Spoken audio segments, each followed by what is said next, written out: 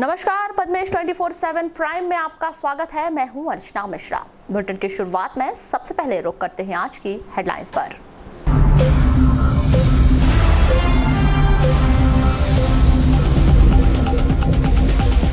धार्मिक आस्था के साथ मनाया गया धनतेरस का महापर्व। बाजारों की लौटी रौनक, लोगों ने जमकर की खरीदारी। बेमौसम बरसात से व्यापार पर पड़ा असर।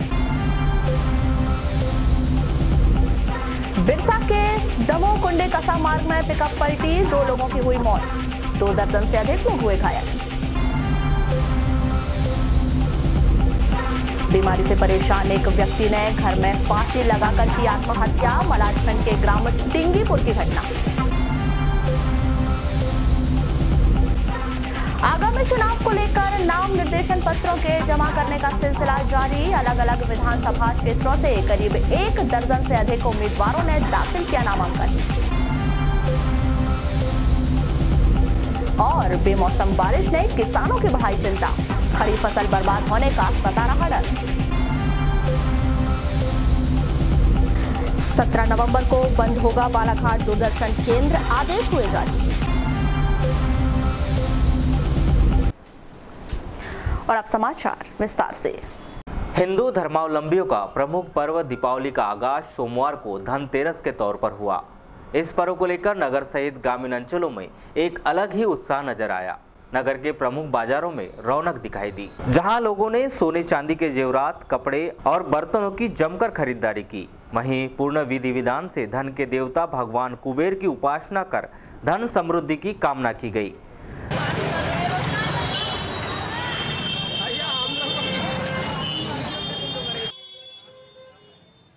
दीपावली पर्व को लेकर नगर के बस स्टैंड और रेलवे स्टेशन में काफी भीड़ नजर आई, जहां लोग गंतव्य के लिए बसों और ट्रेन का इंतजार करते हुए नजर आए।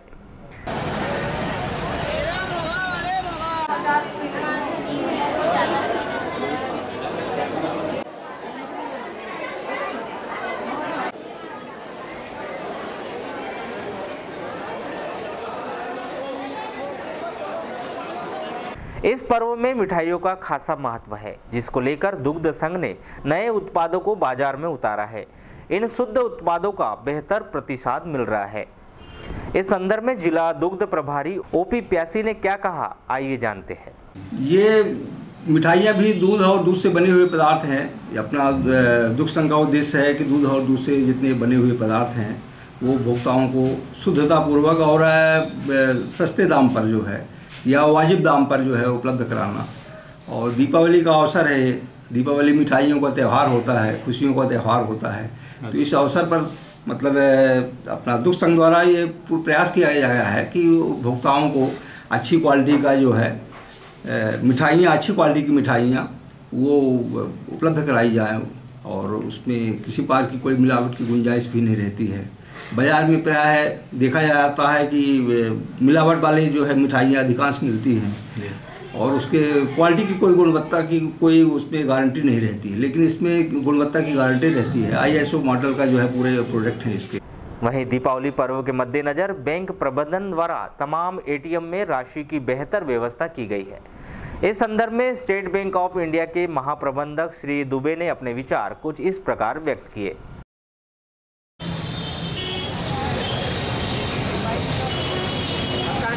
इसमें ग्राहकों को पैनिक होने की आवश्यकता नहीं है। दीपावली का अवकाश सिर्फ एक दिन को ही है, 7 तारीख को, और बैंक के द्वारा जो है पर्याप्त नकदी की व्यवस्था की जा चुकी है और पर्याप्त नकदी है। ATM में भी पर्याप्त मात्रा में कैश उपलब्ध है और कोई ऐसी समस्या वाली कोई बात है नहीं।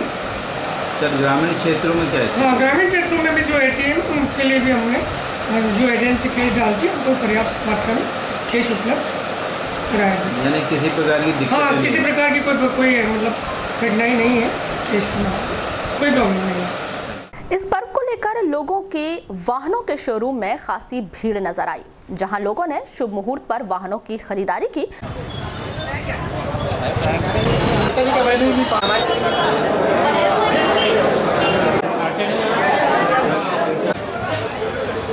वहीं कपड़े और सोने चांदी के प्रतिष्ठानों में लोगों का तांता लगा रहा, जहां उन्होंने जमकर खरीदारी की।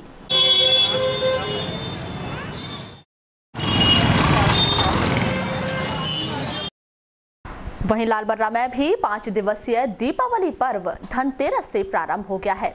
इस पर्व को लेकर लालबर्रा के प्रमुख बाजारों में आस लगाए बैठे व्यापारियों और व्यवसायियों को उस समय काफी निराशा हुई जब दोपहर बाद मौसम खराब होने से बारिश शुरू हो गई, जिसके चलते नगर के आसपास के क्षेत्रों से लोग खरीदी करने बाजार नहीं पहुंच पाए। चर्चा में कपड़ा, सराफा और बर्तन व्यापारियों ने बताया कि कई वर्षों के बाद ऐसा मौका आया है जब धनतेरस के दिन बरसात हुई है।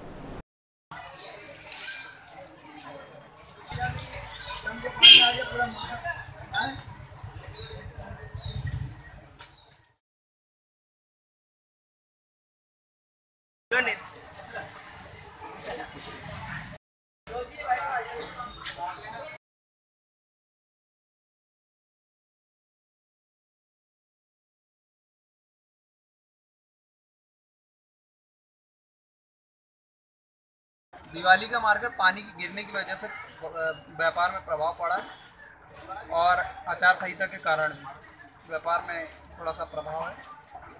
लोग अपने खाने में व्यस्त हैं और धनतेरस पर जिस तरह से अभी तक मेरी 32 वर्ष की उम्र है, पहली बार मैं यहाँ वर्षा देख रहा हूँ।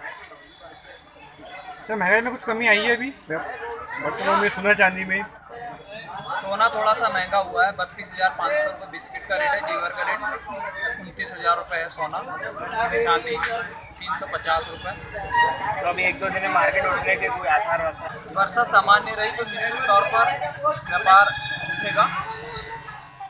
मार्केट आज अच्छा था, लेकिन पानी गिरने से मार्केट ठंडा हुआ।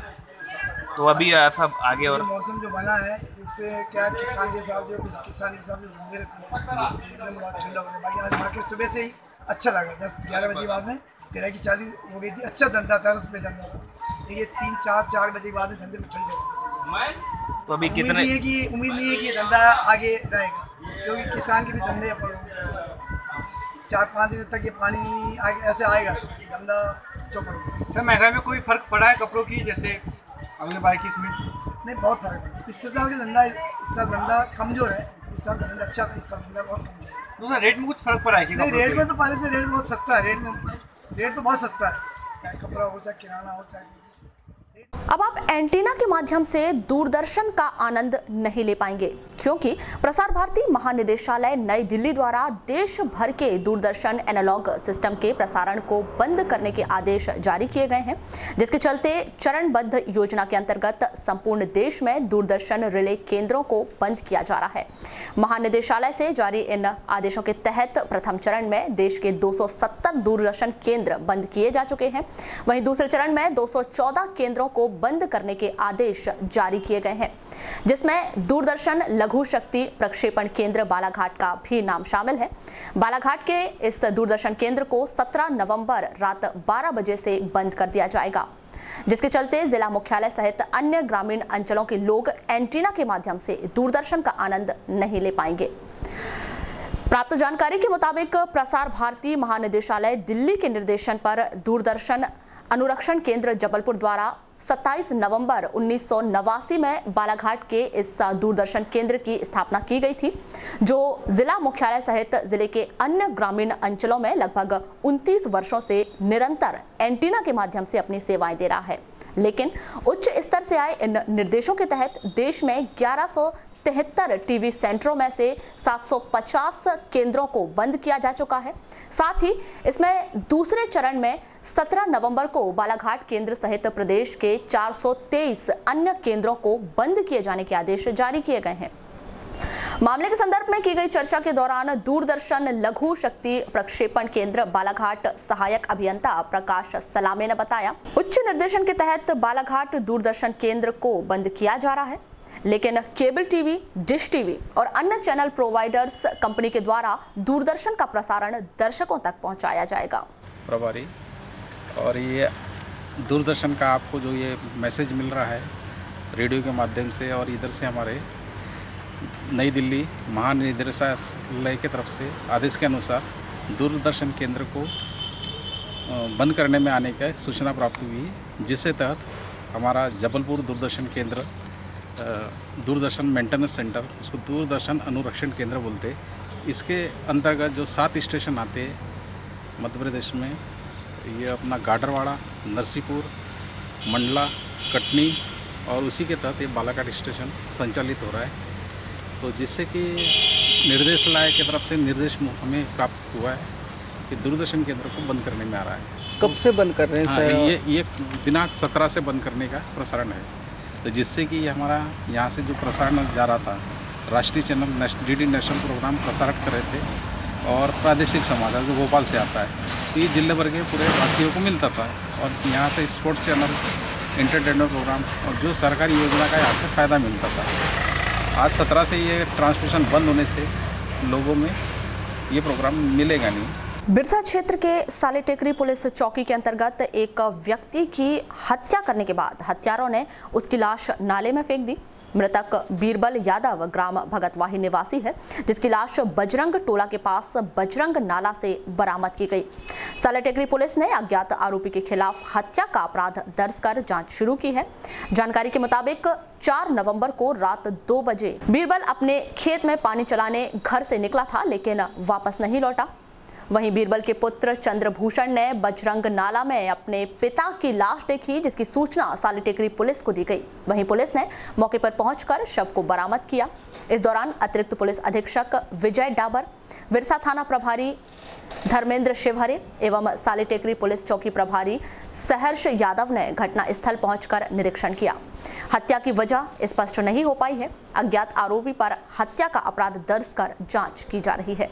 भाजपा से कांग्रेस पार्टी में शामिल हुए संजय सिंह मसानी कल देर रात वारासिवनी पहुंचेंगे। चर्चा के दौरान श्री मसानी ने कहा कि वे वारासिवनी पहुंचकर शुभ मुहूर्त देखकर नामांकन दाखिल करेंगे।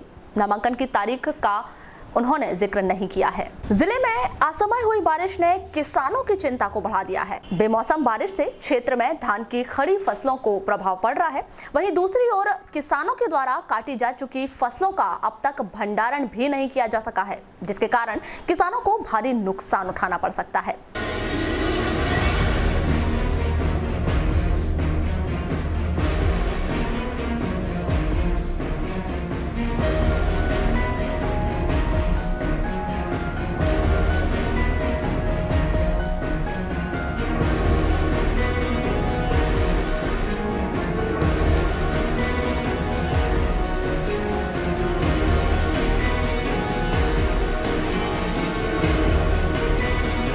इस संदर्भ में किसानों का क्या कहना है, आइए जानते हैं।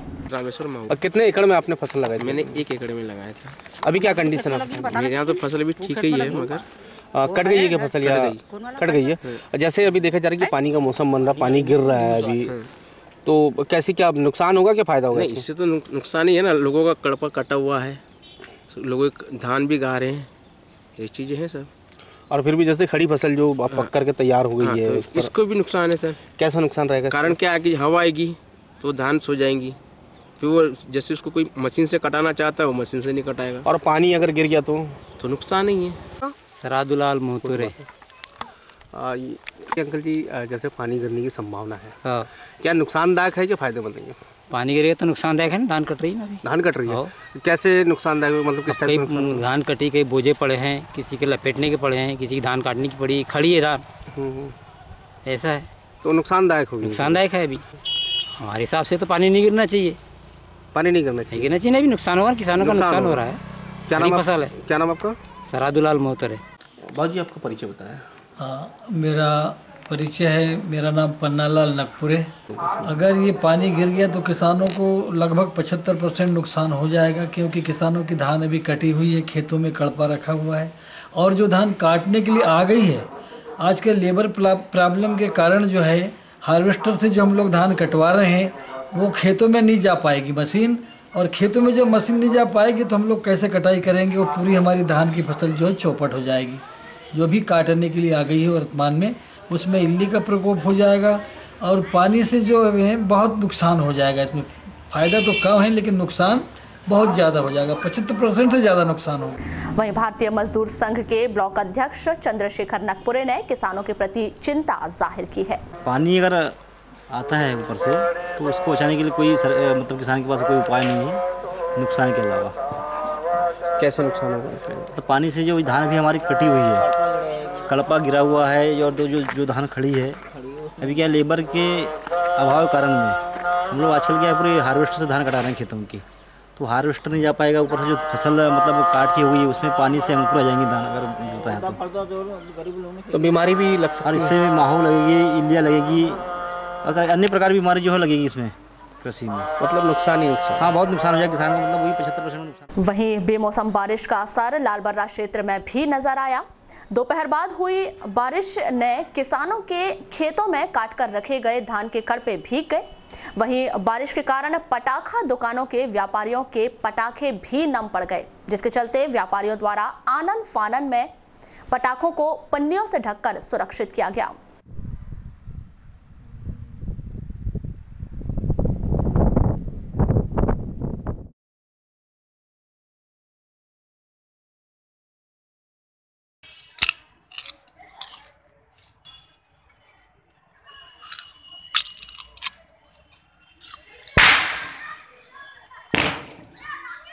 जिला पुलिस अधीक्षक जयदेवन ए के द्वारा सोमवार को लालबर्रा थाने का निरीक्षण कर थाना प्रभारी और पुलिसकर्मियों को आवश्यक दिशा निर्देश दिए गए। इस संदर्भ में एसपी जयदेवन ए ने बताया कि विधानसभा चुनाव के लिए विशेष पुलिस बल तैनात किए गए हैं। नक्सल प्रभावित क्षेत्रों में विशेष चौकसी और संवेदनशील क्षेत्रों में विशेष नजर रखी जा रही है। इलेक्शन कमीशन के द्वारा यहाँ बालाघाट को विशेष जिला के रूप में चिन्हित किया गया है। सो पूरा मध्य प्रदेश में सभी डिस्ट्रिक्ट मिला के यहाँ सबसे ज़्यादा फोर्स इलेक्शन कमीशन के द्वारा भेजा जा रहा है। करीबन 80 कंपनी के आसपास हमारे यहाँ फोर्स आ रही है और हमारे ज़िला में 3 सब डिवीज़न नक्सल अफेक्टेड है। विधानसभा क्षेत्र परसवाड़ा, बैयर और लांची, ये तीनों नक्सल अफेक्टेड है और हर तरीके का प्रयास किया जा रहा है शांतिपूर्वक चुनाव कराने के लिए। हमारे बगल में जो खबरदार जिला राजनांदगांव और गोंदिया, इन लोगों से भी हमारा बॉर्डर मीटिंग हो चुका है। सो उनके तरफ से भी बॉर्डर को सील किया जाएगा, हमारे तरफ से भी बॉर्डर को सील किया जाएगा और नक्सल मूवमेंट को कंट्रोल करने के हिसाब से सभी जगह पे आरओपी लगेगा और मतदान केंद्रों में स्पेशल, नॉर्मल मतदान केंद्रों से नक्सल अफेक्टेड मतदान केंद्रों में स्पेशल रूप में बल लगाया जाएगा। उसका एरिया डोमिनेशन किया जाएगा और बॉर्डर सीलिंग किया जाएगा। नाका में सीआरपीएफ का बल लगाया जाएगा। सो इस तरीके का सभी जगह से सीएपीएफ का तैनाती ज़्यादा होगा जी। सो इसके अलावा हमारा एफएसटी, एसएसटी, क्यूआरटी, तो इस तरीके का लोकल एरिया पे आगामी चुनाव को लेकर नाम निर्देशन पत्रों के जमा करने का सिलसिला जारी है। नाम निर्देशन पत्र जमा करने के तीसरे दिन बालाघाट विधानसभा से भारतीय राष्ट्रीय कांग्रेस के अनुराग चतुर्मोहता ने अपने समर्थकों के साथ नामांकन दाखिल किया।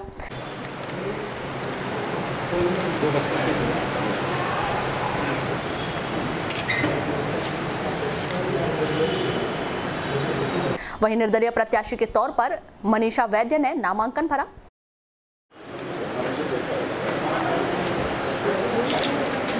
विधानसभा बैहर से कम्युनिस्ट पार्टी ऑफ इंडिया से अशोक कुमार मसीह, भारतीय राष्ट्रीय कांग्रेस के संजय उइके, आम आदमी पार्टी के डिलन सिंह कोड़ापे, विधानसभा क्षेत्र लांजी से भारतीय राष्ट्रीय कांग्रेस की हिना कावरे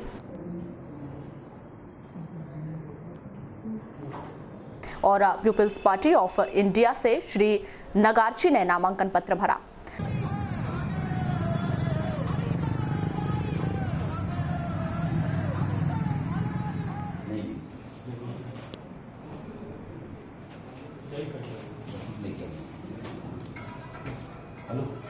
परसवाड़ा विधानसभा से निर्दलीय प्रत्याशी समीम खान और समाजवादी पार्टी से कंकर मुंजारे ने नामांकन दाखिल किया।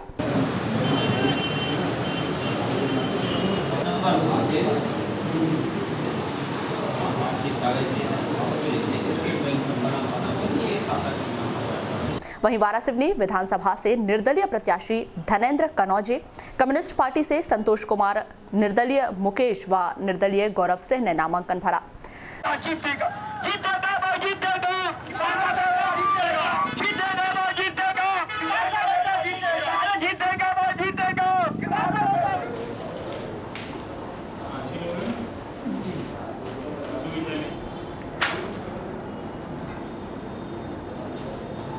वहीं कटंगी विधानसभा क्षेत्र से केडी देशमुख ने नामांकन पत्र दाखिल किया। नगर के शासकीय उत्कृष्ट विद्यालय में सोमवार को प्राइवेट स्कूल के प्राचार्य एवं प्रधान पाठकों की बैठक आयोजित की गई, जिसमें प्रमुख तौर पर स्कूल के प्राचार्य आर.के. लटारे, पीआरसी नरेंद्र राणा सहित अन्य अधिकारी मौजूद रहे। पूछ रहे हैं कि अभी हमको केवल संख्या बताइए कि आपका नामांकन कितना हुआ विगत वर्ष की तुलना में, और यदि विगत वर्ष की तुलना में नामांकन यदि बढ़ा है या बराबर है तो फिर मैपिंग क्यों नहीं हुई और क्यों नहीं हो पा रही है। यदि छात्रवृत्ति से कोई वंचित होता है छात्र तो निश्चित है कि ये विद्यालय पर जाएगा, और विद्यालय के साथ साथ पहले तो हमसे पूछा जाएगा, फिर हम विद्यालय की ओर जाएंगे, बढ़ेंगे कि किस विद्यालय की गलती है। लेकिन इन कामों में भी आपको एक व्यक्ति को लगाए रखना पड़ेगा। ये केवल 384 की मैपिंग हुई है आपकी। सर उसमें से अदर स्टेट है 21। इस संदर्भ में बीआरसी नरेंद्र राणा ने बताया कि 100% मैपिंग और रजिस्ट्रेशन पूर्ण कराए जाने को लेकर इस बैठक का आयोजन किया गया था। समग्र पोर्टल पर जो जितने बच्चे स्कूलों में दर्ज हैं समस्त बच्चों की मैपिंग की जानी है, और मैपिंग तो हमारी हो चुकी है, लेकिन उनके साथ में रजिस्ट्रेशन किया जाना है। जब तक रजिस्ट्रेशन नहीं होगा तब तक शासन की योजनाओं का लाभ बच्चे को नहीं मिल पाता है। इसके कारण हमने तत्काल में समस्त शासकीय स्कूलों के भी प्राचार्यों को हमने पहली शिफ्ट में बुलाया था 12 बजे से लेकर, और सेकंड शिफ्ट में समस्त अशासकीय शालाओं के प्राचार्यों को बुलाया है। उनको उनकी कोई समस्या यदि मैपिंग रजिस्ट्रेशन में आ रही है तो उसका त्वरित हल यहीं किया जाएगा, और उनको हम निर्देशित कर रहे हैं कि 2 दिन के अंदर वो समस्त बच्चों का रजिस्ट्रेशन तत्काल समग्र पोर्टल में कर दें।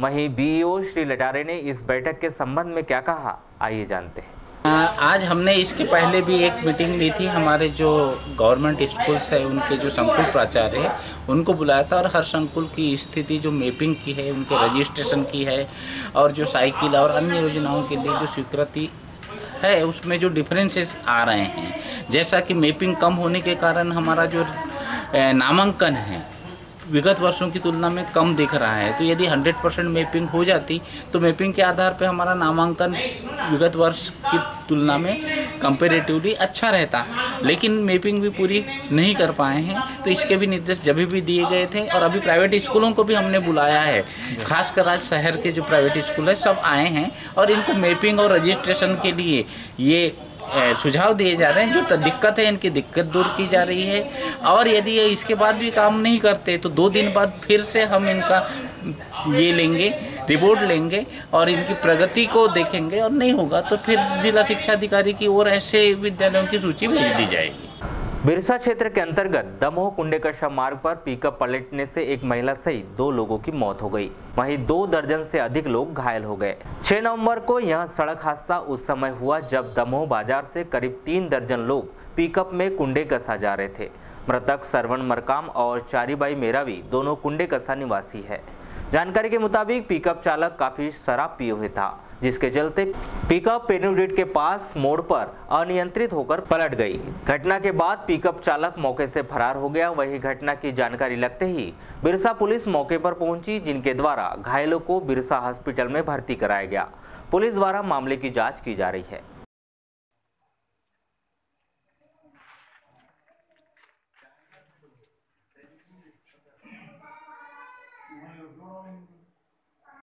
वारासिवनी के सिविल क्लब ग्राउंड में कांग्रेस कमेटी के तत्वाधान में 6 नवंबर को कार्यकर्ता सम्मेलन का आयोजन किया गया है, जिसमें खैरलांजी वारासिवनी विधानसभा क्षेत्र के समस्त पंचायत और नगर के सभी 15 वार्डों के कार्यकर्ताओं की मौजूदगी में पूर्व विधायक प्रदीप जायसवाल अपना नामांकन फॉर्म दाखिल करेंगे। इस दौरान वे रैली के माध्यम से जनता का आशीर्वाद प्राप्त करेंगे, जिसके बाद विशाल कार्यकर्ता सम्मेलन आरंभ किया जाएगा। वारासिवनी में धनतेरस पर्व पर व्यापार में मंदी छाई रही। वारासिवनी में धनतेरस पर धन की वर्षा का असर दिखाई नहीं दिया। सराफा, बर्तन, किराना, जनरल और पटाखा सहित मिठाइयों की दुकानों में व्यवसाय अपेक्षाकृत कम हुआ। किसानों की फसल ना कटने से और आचार संहिता के चलते ग्राहक बहुत ही कम संख्या में बाजार पहुंचे।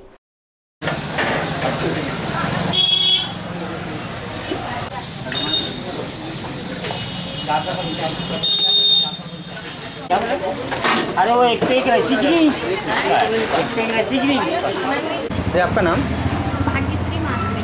आज धनतेरस पर्व क्या खरीदे? आज धनतेरस पर सोना चांदी जो भी खरीदते हैं अच्छा माना जाता है।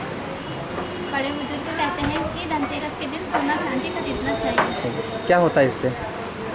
लक्ष्मी का वास रहता है, शुभ माना जाता है। भैया आपका पूरा नाम? संजय सुभाष चंद्र। या धनतेरस पर्व, दीपावली पर्व की आज से शुरुआत होगी 5 दिवसीय पर्व, तो आज का व्यापार कैसा रहा? आज का व्यापार उन लोगों के लिए व्यापार बढ़िया है जिन लोगों को रोज़ कमाना और रोज़ खाना है, उन लोगों के लिए तो ठीक है। लेकिन व्यापारी के हिसाब से बोला जाए तो लगातार मार्केट में अप डाउन, मेटल के भाव में एकदम मतलब बहुत ज़्यादा तेज़ी, जो अभी सोने का भाव जैसे 32,000 के ऊपर है, उसके कारण से सोने के ग्राहकों वगैरह में कमी बेसी तो है। लेकिन ऐसा है कि ग्राहक का परचेसिंग पावर भी आजकल, पहले सोने चांदी का बहुत व्यापार होता था। वहीं दीपावली पर वारासिवनी में स्थित वीरांगना रानी अवंतीबाई स्टेडियम परिसर में पटाखों की दुकानों में भी पटाखों का कम व्यवसाय देखा गया। बच्चों की पसंद है पॉप है, पॉपकॉर्न है, फ्लाइंग स्टार है, चलने वाली चिड़िया है, उतरते हुए अनार हैं, चक्री, अनार की चक्री भी है, चक्री चलती रहेगी, अनार निकलते रहेंगे उसमें से।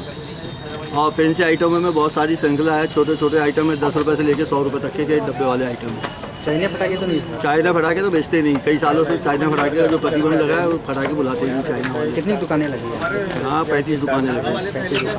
आज का व्यापार कैसा रहा? आज का व्यापार तो बहुत ही ठंडा रहा, पानी आने के कारण और ठंडा हो गया, थोड़ा जो उठता था वो व्यापार भी खत्म हो गया, कोई चहल पहल नहीं है आज।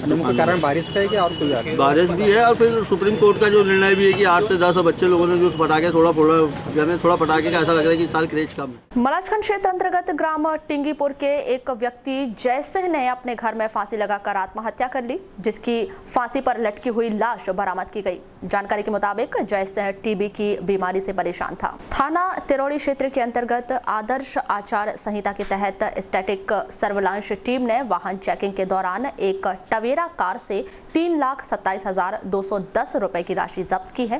प्राप्त जानकारी के अनुसार इस टीम को वाहन चेकिंग के दौरान खवासा की ओर से तिरौड़ी की तरफ एक टवेरा कार क्रमांक MH04TS3728 दिखाई दी, जिसे रोककर चेक किए जाने पर उसमें 3,27,210 रुपए पाए गए। जब उक्त टीम द्वारा परिवहनकर्ताओं से रकम संबंधी पूछताछ की गई तो वे रकम के संबंध में कोई सटीक जवाब नहीं दे सके। साथ ही परिवहनकर्ताओं के पास रकम संबंधी आवश्यक दस्तावेज नहीं थे, जिसके चलते परिवहनकर्ताओं के पास से प्राप्त राशि जब्त कर ली गई है। पुलिस से मिली जानकारी के मुताबिक जब्त की गई यह रकम बालाघाट निवासी राजेश पांचे, गोल्डी मानकर, विजय रंगलानी, नरेश रंगलानी, अविनाश रंगलानी और रोहित रंगलानी परिवहन कर रहे थे, जिनसे वाहन चेकिंग के दौरान यह रकम जब्त की गई है। कीटनाशक के सेवन से एक व्यक्ति की जिला अस्पताल में उपचार के दौरान मौत हो गई। मृतक गौरीशंकर ग्राम हट्टा का निवासी है। जानकारी के मुताबिक सोमवार को गौरीशंकर शराब पीकर घर आया, जिसकी हालत बिगड़ने पर उसे जिला अस्पताल में भर्ती किया गया, जहां उसकी मौत हो गई। सिवनी जिले के ग्राम रूमाल में दादी के पास रह रहे एक बालक ट्रैक्टर की चपेट में आने से गंभीर रूप से घायल हो गया, जिसकी जिला अस्पताल ले जाते समय मौत हो गई। मृतक तनय ठाकरे पंप हाउस गली भटेरा चौकी का निवासी है, जो अपने माता पिता का एक लौता बेटा था। कलेक्टर एवं जिला निर्वाचन अधिकारी डीवी सिंह ने विधानसभा चुनाव के लिए मतदान दलों के प्रथम चरण के प्रशिक्षण में बिना किसी सूचना और अवकाश स्वीकृत कराए अनुपस्थित रहने वाले 50 कर्मचारियों को कारण बताओ नोटिस जारी किया है, जिनसे 1 सप्ताह के भीतर स्पष्टीकरण मांगा गया है। संतोषजनक जवाब न देने पर इन कर्मचारियों की 3 वार्षिक वेतन वृद्धि रोकने के आदेश जारी किया जाएगा। चलते चलते एक नजर आज की हेडलाइंस पर एक बार फिर।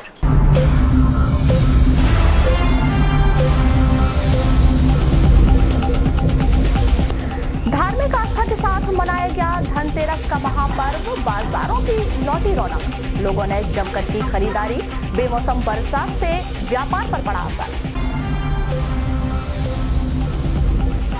बिरसा के दमोह कुंडे कसा मार्ग में पिकअप पलटी, 2 लोगों की हुई मौत, 2 दर्जन से अधिक लोग हुए घायल।